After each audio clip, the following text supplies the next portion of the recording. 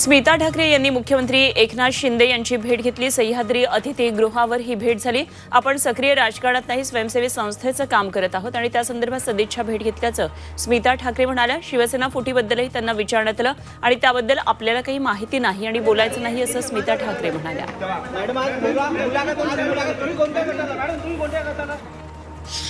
राज्यसभेच्या 19 खासदारांना निलंबित करण्यात आलं। वेलमध्ये येऊन गदारोळ घातल्याबद्दल त्यांच्यावर ही कारवाई करण्यात आली। या सर्व खासदारांचं 1 आठवड्यासाठी निलंबन झालंय। यामध्ये तृणमूल काँग्रेसचे 7, डीएमकेचे 6, टीआरएसचे 3 आणि 3 डाव्या पक्षाच्या खासदारांचा समावेश आहे।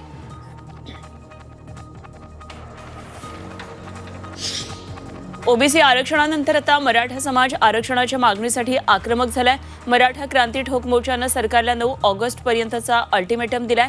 मराठा आरक्षणाआधी निवडणुकांचा प्रयत्न झाल्यास हाणून पाडू असा इशारा मराठा क्रांती ठोक मोर्चाच्या आबासाहेब पाटलांनी दिलाय। मराठा आरक्षणासाठी लवकरच मोठा उठाव करणार असल्याचं त्यांनी म्हटलंय। निर्णय 9 ऑगस्टपर्यंत घ्या।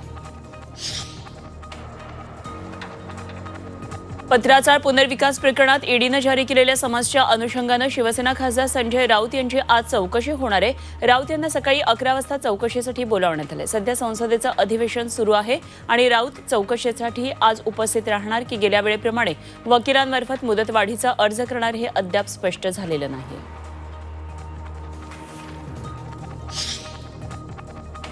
सोनिया गांधी यांची आज तिसऱ्यांदा ईडी चौकशी होणार आहे। सोनिया गांधी यांची नॅशनल हेराल्ड प्रकरणात चौकशी होणार आहे, तर ईडी समोर हजर राहण्याची आता तिसरी ही वेळ असणार आहे। पुण्यातले प्रसिद्ध बांधकाम व्यावसायिक डीएसकेंना जामीन मंजूर झालाय। गुंतवणूकदारांच्या फसवणुकी प्रकरणात सुप्रीम कोर्टाने त्यांना जामीन मंजूर केलाय। मात्र इतर 4 प्रकरणांमध्ये त्यांना जामीन मिळणं बाकी आहे, त्यामुळे सध्या तरी त्यांची जेलमधून सुटका होणार नाहीये।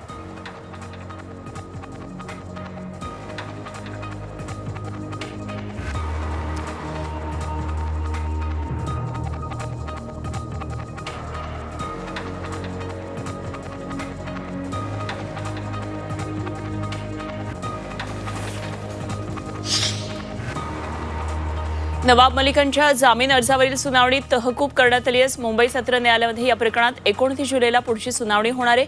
आर्थिक गैरव्यवहार केल्याप्रकरणात ईडीकडून नवाब मलिकांना अटक करण्यात आली आहे। मात्र तपास यंत्रणेला कोणतेही सबळ पुरावे मिळालेले नाहीत आणि त्यामुळे आपल्याला जामीन देण्यात यावा अशी मागणी नवाब मलिक यांनी केली आहे।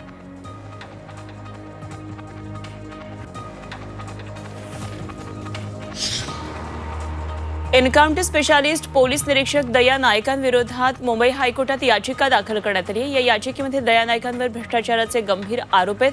आंबोली पोलीस ठाण्यात त्यांची पोस्टिंग असतानाचं हे प्रकरण आहे। आरोपांची चौकशी एसआयटी मार्फत करण्याची या याचिकेत मागणी करण्यात आली आहे आणि या प्रकरणाची सुनावणी आता 18 ऑगस्टला होणार आहे। मुंबईत स्वाईन फ्लूचा धोका वाढलाय। मुंबईमध्ये स्वाईन फ्लूच्या रुग्णसंख्येमध्ये 7 दिवसात 51 वाढ झाली आहे आणि 17 जुलैपर्यंत मुंबईमध्ये स्वाईन फ्लूचे 11 रुग्ण होते। 7 दिवसामध्ये रुग्णसंख्येत 51 वाढ झाली आहे। मलेरिया, डेंग्यू, लेप्टो, गॅस्ट्रोच्या रुग्णसंख्येतही झपाट्यानं वाढ होतीये।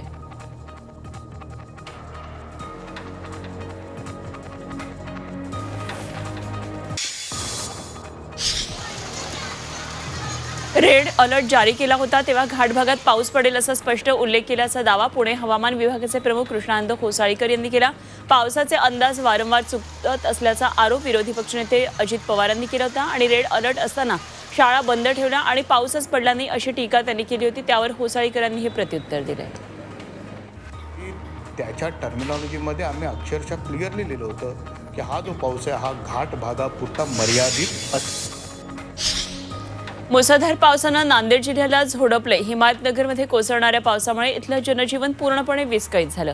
नांदेड किनवट राष्ट्रीय महामार्गाच्या पुलावरून पाणी जात असल्यानं नांदेड हिमायतनगर मार्ग बंद झाला। त्यामुळे अनेक गावांचा संपर्क तुटला। अनेक घरांमध्ये पाणी शिरल्यानं संसार उपयोगी वस्तूंचं नुकसान झालं। परभणी आणि हिंगोली जिल्ह्यात पाऊस होता आणि त्यामुळे जनजीवन विस्कळीत झालं। सततच्या पावसामुळे पिकं पिवळी पडू लागली। पावसामुळे जीवनदान मिळालेली पिकं आता धोक्यात येण्याची शक्यता वर्तवली जाते। सततच्या पावसानं आधीच पिकांची वाढ खुंटली आहे, त्यात पुन्हा पाऊस सुरू झाल्यानं पीक धोक्यात आले। जालना जिल्ह्यात सर्वत्र पावसानं पुन्हा हजेरी लावली होती. जालना शहरासह बदनापूर, अंबड, घनसावंगी, परतूर, भोकरदन, जाफराबाद या तालुक्यांमध्ये पाऊस बरसला. कपाशी, सोयाबीन ही पिकं सततच्या पावसामुळे आता पिवळी पडतात. पीक विमा देण्याची मागणी शेतकऱ्यांनी केली आहे. पीक नुकसानीचे पंचनामे करण्याची मागणी शेतकऱ्यांनी केली आहे.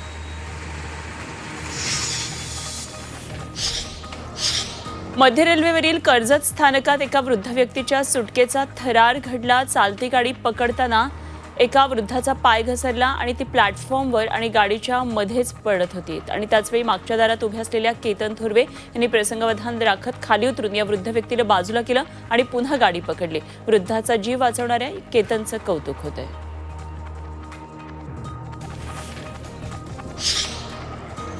जळगावात मोठा रेल्वे अपघात झालाय. जळगाव चाळीसगाव रेल्वे लाईनवर ट्रेनचे डबे एकमेकांपासून वेगळे झाले. कपलिंग तुटलं आणि त्यामुळे ट्रेनचे डबे वेगवेगळे झाले. बिहारला जाणारी ही पाटलीपुत्र ट्रेन होती. ट्रेन चालत असताना अपघात झाला. वाघडी स्टेशनजवळ हा अपघात झाला. सुदैवानं अपघातात कोणीही प्रवासी जखमी झालेला नाही. आधा ट्रेन आगे चला गया, आधा पीछे रह गया. मुख्यमंत्र्यांच्या ठाण्यात रिक्षा चालकांचं रिक्षा बंद आंदोलन आहे. 1 ऑगस्टपासून सर्व रिक्षा बेमुदत बंद करण्याचा निर्णय रिक्षा चालकांनी घेतलाय.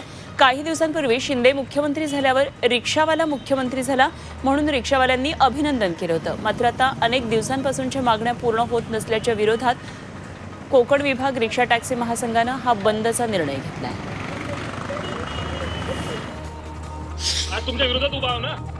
यवतमाळमध्ये एका युवकानं अंगाला चिखल फासून रास्ता रोको आंदोलन केलं. वणी ते मुकुटबंद राज्य महामार्गावर नेरळ आणि हिवरधरा या गावांना जोडणारा रस्ता हा अतिशय निकृष्ट झालाय आणि खड्डेमय रस्त्याच्या विरोधात जरी जामणी तालुक्यात या युवकानं हे अनोखं आंदोलन केलं.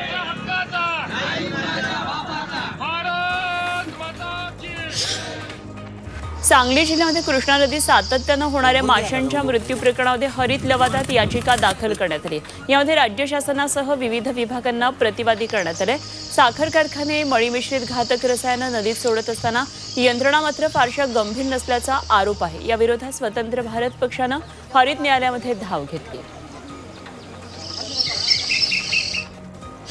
जळगाव नशिराबाद टोलनाक्यावर संतापजनक प्रकार समोर आलाय. भुसावळहून जळगावला जाणाऱ्या एसटी बसला टोलनाक्यावरील कर्मचाऱ्यांमुळे तब्बल 1 तास थांबावं लागलं. त्यामुळे प्रवाशांना नाहक त्रास सहन करावा लागला. या एसटी बसला फास्टॅग लावला होता. मात्र मशीन खराब असल्यानं टोल देता न आल्यानं 1 तास बस टोल नाक्यावर उभी करून ठेवली होती. मांसाहार प्रेमींची चिकन मटण बरोबर माशांना मोठी मागणी असते आणि त्यातच आता गटारी अमावस्या आहे आणि बारामतीमध्ये चिकनला मोठी मागणी आहे. त्यामुळे चिकनचे दर 200 रुपयांच्या वर पोहोचलेत. मात्र चिकन महागलं असलं तरी खवय्यांकडून मागणीमध्ये वाढ ही होतीच आहे.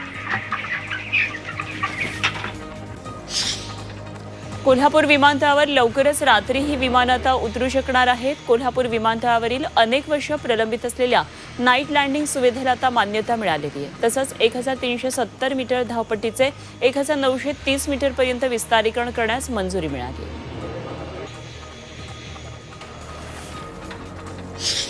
उत्तर पश्चिम चीनच्या किंघई प्रांतात मोठ्या वावटळानं थैमान घातलं. तब्बल 4 तास चाललेल्या या वादळामुळे सूर्य सुद्धा दिसेनासा झाला. आकाशात केवळ वाळूच दिसत होती आणि हे तीव्र वादळ पाहून या रस्त्यावरील सर्व गाड्या माघारी परतल्या. या वादळामुळे कोणतीही जीवितहानी झाली नसली तरी त्यामुळे नागरिकांमध्ये दहशत निर्माण झाली.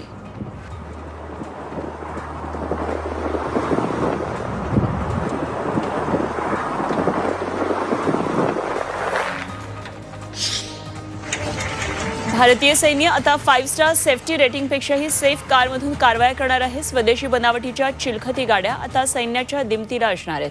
Quick reaction fighting vehicle medium हे चिलखती वाहन टाटा ॲडव्हान्स सिस्टम लिमिटेडनं लष्करासाठी बनवलंय. या वाहनाखाली भूसुरुंग फुटला तरी त्याला काही होणार नाही इतकं हे मजबूत वाहन आहे.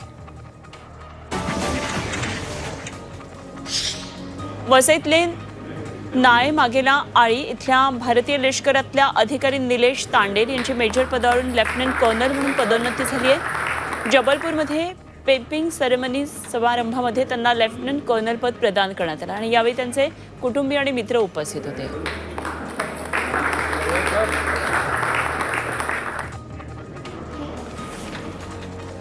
सिंधुदुर्गातल्या मालवणमधल्या भंडारी ज्युनियर कॉलेजमध्ये विद्यार्थिनींनी 11,300 राख्या भारतीय जवानांना पाठवल्यात. एक राखी सैनिकांसाठी, सीमेवरच्या भावांसाठी हा उपक्रम हे कॉलेज सलग 6 वर्षे राबवते.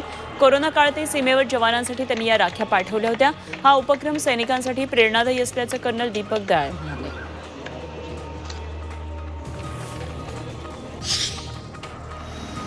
ठाण्यात यंदा सर्वांचं लक्ष वेधलं ते मुख्यमंत्री एकनाथ शिंदे यांच्या राख्यांनी. पहिल्यांदाच ठाणेकर मुख्यमंत्री झाल्यानं त्यांच्या फोटोच्या राख्या विक्रीसाठी आल्यात.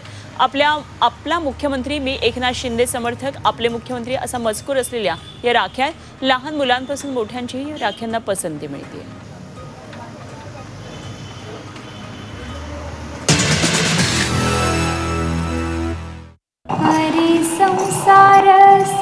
बहिणाबाईंची जात्यावरची ओवी म्हणजे